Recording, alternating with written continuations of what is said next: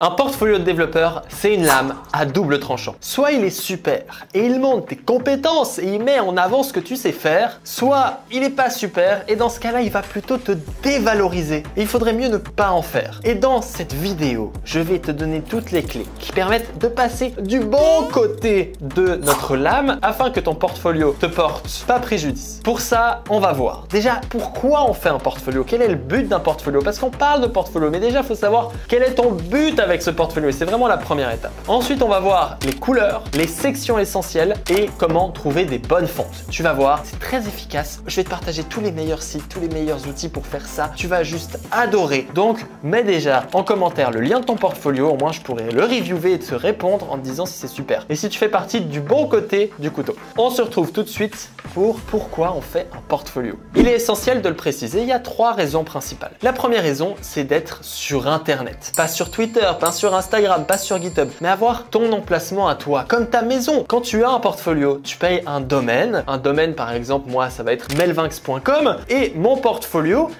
c'est mon univers, c'est mon chez moi. C'est un endroit qui m'appartient. Et quand tu fais ton portfolio, tu as envie d'avoir ceci. C'est pour ça que dans ton univers, ce qu'on a envie de retrouver, un peu comme un CV, c'est le lien de ton GitHub, le lien de ton LinkedIn, etc. Si tu vas sur mon portfolio, tu peux voir qu'il y a directement toutes les informations essentielles qui sont là dès le départ. Et donc, le premier point important dans ton portfolio, c'est de faire en sorte que toutes les informations essentielles y soient présentes dès le départ. Deuxième point, c'est pour pouvoir partager ton site. Alors, tu peux partager ton GitHub, tu peux partager un Linktree, mais un portfolio, en fait, c'est un Linktree. Le Linktree, c'est juste le portfolio Wish. Toi, quand tu fais un portfolio, tu as envie de faire un Linktree plus original qui montre ce que tu as fait, qui a des liens. Ton portfolio, c'est l'entrée dans ton univers. Donc, il faut réussir à créer un endroit qui contient les informations importantes, qui permettent de partager facilement à quelqu'un. Par exemple, tu rencontres quelqu'un à une soirée, il recherche un développeur, tu lui dis tape sur internet melvinx.com. Là, moi, je dois lui dire non, il faut pas écrire I, il faut écrire Y. Très compliqué tout le temps. Mais après, il réussit et là, il a ton site et après, il pourra le retrouver peut-être s'il arrive à écrire un putain de Y. 3, ce n'est pas pour prouver tes compétences. Un portfolio, c'est juste pour être disponible, être là pour montrer tes projets. Mais ton portfolio, c'est pas l'endroit où tu dois créer un truc majestueux en 3D avec des feux d'artifice, une mitraillette qui arrive, etc.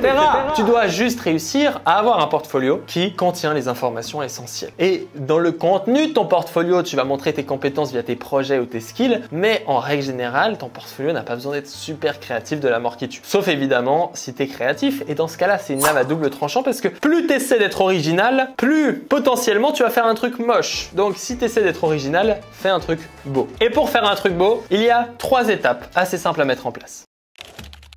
La première étape, c'est les couleurs. Tu vois que ça change tout. Sur ce site, les couleurs sont catastrophiques. Le bleu est moche, ça va vraiment pas quoi. Sur ce site, les couleurs vont pas super bien. Le contraste ici, il est pas incroyable. Et principalement avec cet endroit-là ici et cet endroit-là ici. Là, ici, ce carré blanc, il va pas avec le reste du site. Pourquoi ici, il y a un background violet? Je comprends pas. Donc les couleurs, c'est vraiment très important. Mais alors, comment trouver les bonnes couleurs? Par exemple, voici un site standard, banal, qui n'a rien de très impressionnant. Il est juste là et imagine-toi que bon, t'as pas envie de faire un site en noir et blanc comme je l'ai fait juste ici, t'as envie de faire un site rouge. Et pour faire du rouge, tu pourrais te dire oh, je vais aller sur Colors. Par exemple, Colors.io là, puis choisir une palette rouge. Ça a l'air d'être une super idée, Start Generator. Et là, tu te dis je vais choisir cette couleur. Ah oui, elle est là, elle est cool. Tu choisis cette couleur. Et ensuite, tu vas par exemple la mettre dans ton code. Donc moi là, je viens ici et puis dans le background, je vais mettre cette couleur parce que elle a l'air d'être sympa, donc je mets la couleur. Et maintenant, tu vas sur mon site et c'est pas une belle couleur.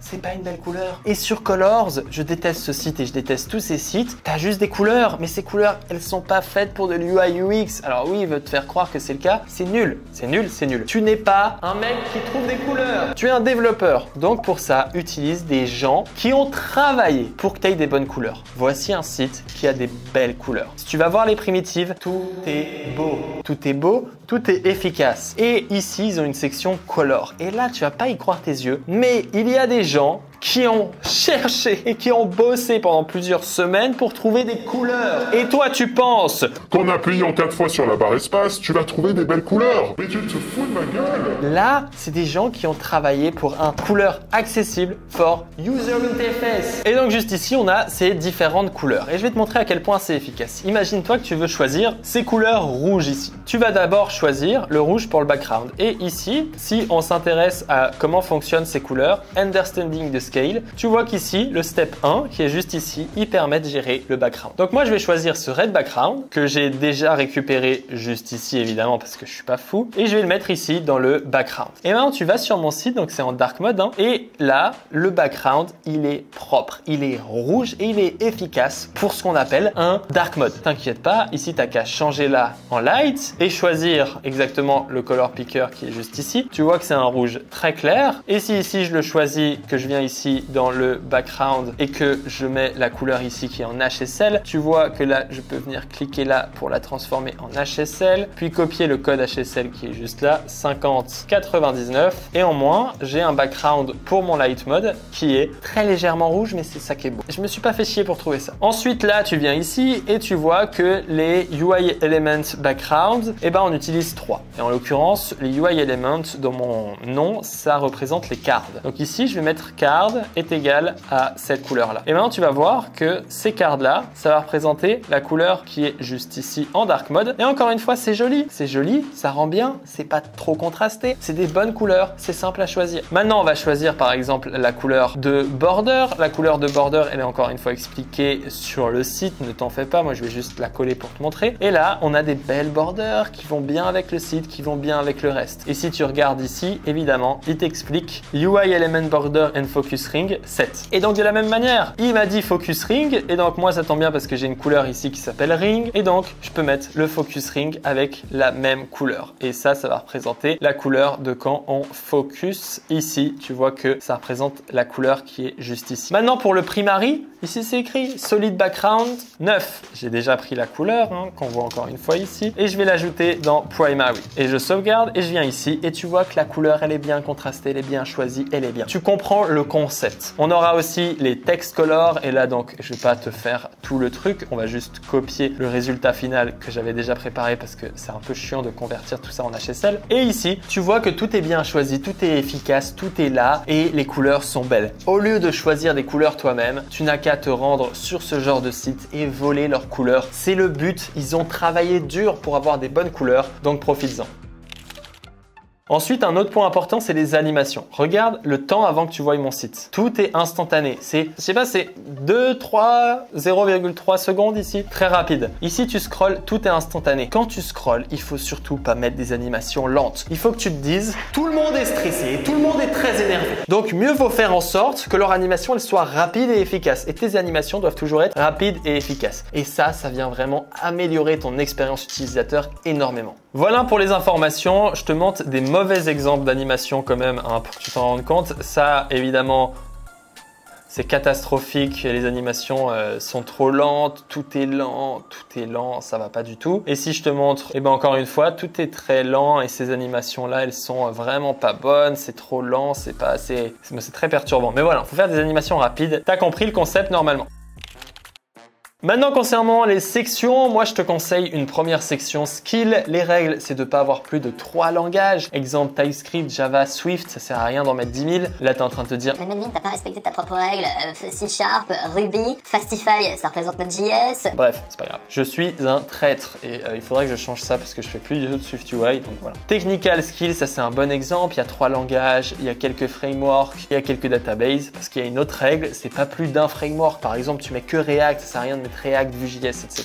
Là, je te montre des mauvais exemples. Ici, il nous a mis Lighthouse. Ça sert à rien, mais on s'en fout. Mais on s'en fout que tu fasses Lighthouse. On s'en fout que tu saches utiliser Notion. Et encore pire pour cette Postman. Bref, ici Material UI, mais on s'en tape aussi. React Query avec Redux, avec Houston, mais tu connais tous les package managers, c'est pas possible. Voilà, c'est vraiment des exemples de trucs inutiles. Et là encore pire, tu vois qu'ici il nous met React, FJS, il met TypeScript, JavaScript, CSS, HTML, Bootstrap, Tailwind, Material UI, Undesign, SAS. Choisissez, faut choisir dans la vie. On n'est pas en train de faire une liste de courses et ça c'est vraiment très important. Faites des trucs minimalistes. Ensuite, les projets. Ma règle pour les projets c'est simple. Tu mets 3 projets en avant maximum, les meilleurs. C'est eux qui doivent être en avant. Tu as envie que les gens ils cliquent sur ces projets-là et pas les autres. Ne mets pas ton petit script Python qui fait rien. Ça, c'est un projet GitHub, c'est pas un projet pour ton portfolio. Ici, c'est un bon exemple. Là, il y a 3 projets. Là, il y a 3 projets. Et ça, c'est efficace. Lui, là, c'est abusé. C'est abusé. Il y a 8 projets. Le mec, il va en lire aucun. Plus il y en a, moins tu as envie de les lire. Donc ici, ça marche pas. Et surtout, dans les storytelling, raconte pas toute ta vie entière. Sois efficace. Tu vois qu'ici, il a juste mis un screen. Moi, j'ai dit Learn coding can be fun avec Win My Own Platform. So, j'explique juste. Là, j'ai mis les technos. C'est simple, c'est efficace, ça va droit au but. Ne te fais pas chier, s'il te plaît. Et finalement, en bonus, parce que ça suffit. Hein. Ça, plus un header qu'on voit juste après, hein, qu'on a juste ici, et le hero, on va le voir tout de suite. Le hero, c'est simple. Il faut que dès le départ sur ton site, il y ait tes liens de contact. C'est super important. Qu'il y ait ton nom, qu'il y ait une photo, que ce soit joli, que ce soit agréable, que ce soit efficace. Simple, efficace, pas trop de texte, droit au but, photo si possible. Et finalement, en bonus, tu peux ajouter les cours que tu as créés pour moi et les cours que tu as suivis pour toi. Donc, n'hésite pas. Je dis ça parce qu'en moi, tu me fais de la pub et ce serait super. Mec, tu as suivi Begin React. Si tu es un membre Begin React, ce serait super. Non, je rigole. Encore une fois, Max 3, mais pas tous tes cours Udemy, je t'en supplie. Et dernière partie qui est tout aussi importante, c'est les fontes. Et pour les fontes, j'ai un site assez cool pour toi, Real Time Colors. Et ici, tu vas pouvoir prendre la template en haut à droite, blog post. Et là, du coup, tu as un titre avec un texte et les fontes, c'est assez simple. Tu n'as que besoin de 2 fontes. Uniquement 2 fontes. Une fonte pour les titres, une fonte pour le texte. Et donc, en fait, là, ce que tu peux faire, c'est que tu peux randomize. Quand on a une qui te plaît, par exemple, celle-là pour le body, bah, tu viens la lock et tu continues à randomize le titre pour voir ce qui va bien. Et en l'occurrence, lui, tu choisis que des trucs qui vont bien ensemble normalement. C'est des paires de fontes. Par exemple, tu choisis elle, donc là, ce sera Artifica avec Keizel d'école et lui, il choisit des bonnes fontes pour toi. Des bonnes fontes, c'est important pour offrir une bonne expérience utilisateur. Très, très important. Je compte sur toi. Voilà, j'espère que tout ceci va t'aider à faire un meilleur site web. N'hésite pas à exploser le bouton like pour cette vidéo si ça t'a aidé et à partager ton portfolio une fois terminé. Ça me ferait très plaisir de t'avoir aidé. On se retrouve pour une prochaine vidéo. On se dit à très bientôt. Ciao, ciao.